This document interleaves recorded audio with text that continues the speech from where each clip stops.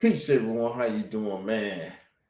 I want to do that silence thing again, boy, but I had the mic off. When I do it like this, woo!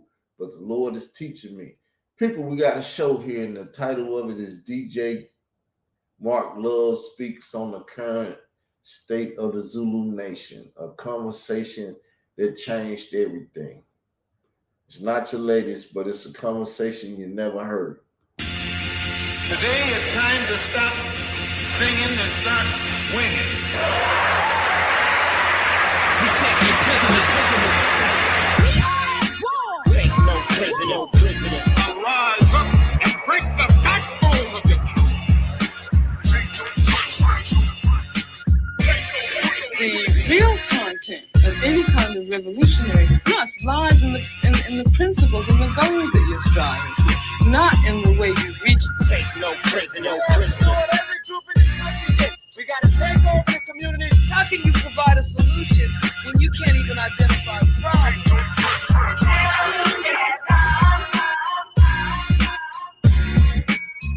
Welcome to Take No Prisoners Radio on Pine Hills, Orlando's The Wire 98.5 FM, streaming on thewire985.com or on the 98.5 The Wire app.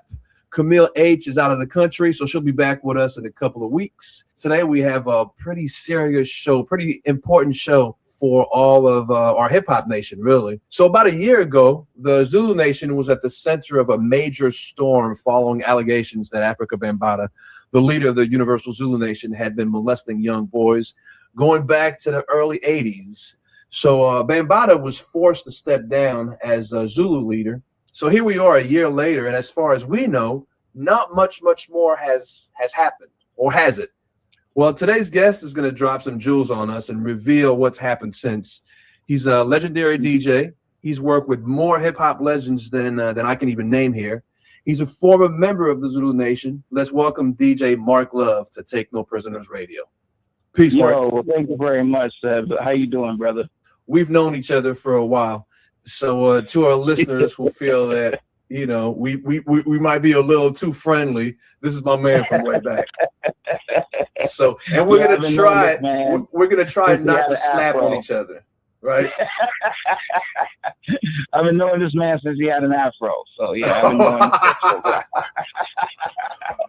All right, so talking off air earlier, I know there's a lot you want to get off your chest, and some things you're gonna share are going to shock and surprise us. But before we do that, for those folks out there who don't know your resume, let's break that down. Who is DJ Mark Love? Well, I've been a DJ in Los Angeles for 33 years, almost 34. And I've DJed for groups like I've DJed for the Far Side. I've DJed for KRS-One. I helped create a concert series called Rock the Bells. Yeah, we've heard of that. With Shane Weisberg, yeah.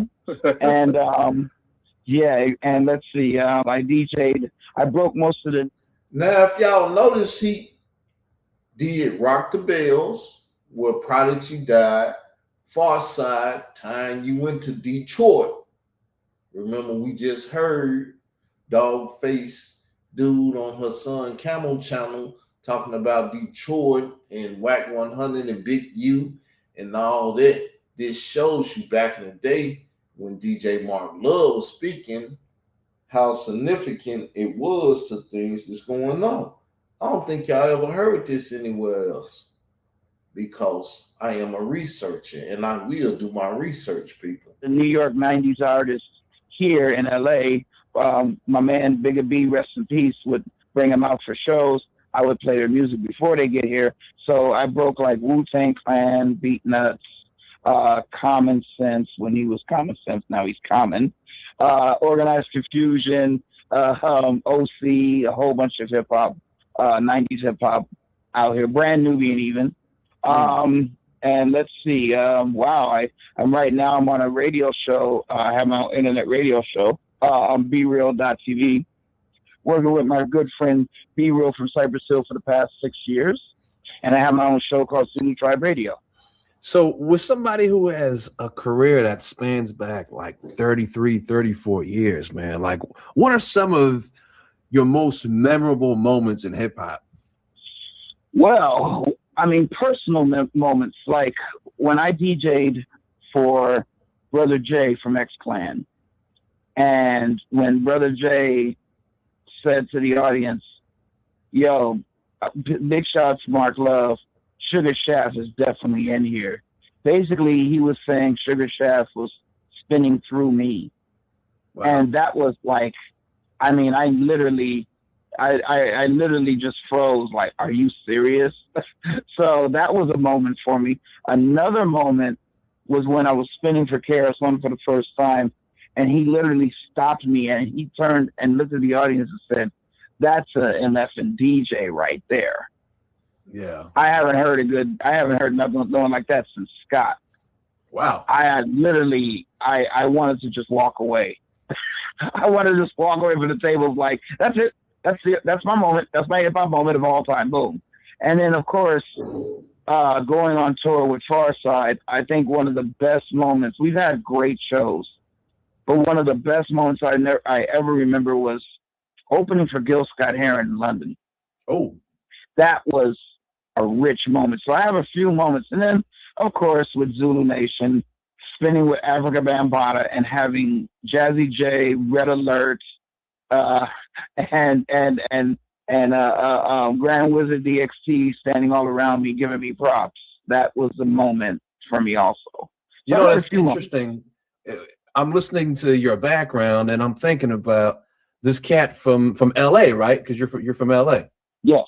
So how did you get involved with the Zulu and, you know, kind of made a name, especially at a time when a lot of it seemed to be a lot more New York centric? And that's the unique part of it. It's like, I mean, basically in Los Angeles, there was a brother that came to Los Angeles out of New York named Africa Islam.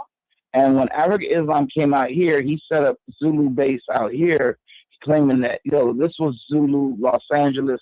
This was the second headquarters. There's New York and there's LA.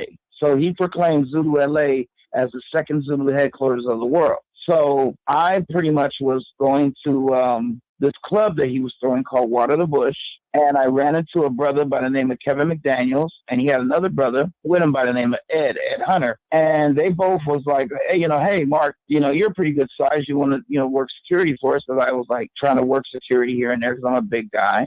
So I was like, yeah, I would love to, So, I would get my little $40, $50, every night doing security or whatever. This is in the late 80s, early 90s. Okay. And then Ed was like, hey, yo, you know what? Mark, have you met Africa Islam? I'm like, no, I haven't. And he was like, let me introduce you to Africa Islam. And he introduced me to this little guy, and he was wearing a cow outfit. Wait, say that again? A little guy with a cow outfit on. It was a leather vest and leather pants, tights, I might say, but it was a cow pattern. It was black and white cow pattern all over it. Ooh, okay. And I was like, what is this? with feather earrings on, and gold jewelry on, like, big old Africa gold fist ring with a big Africa on it, and a whole bunch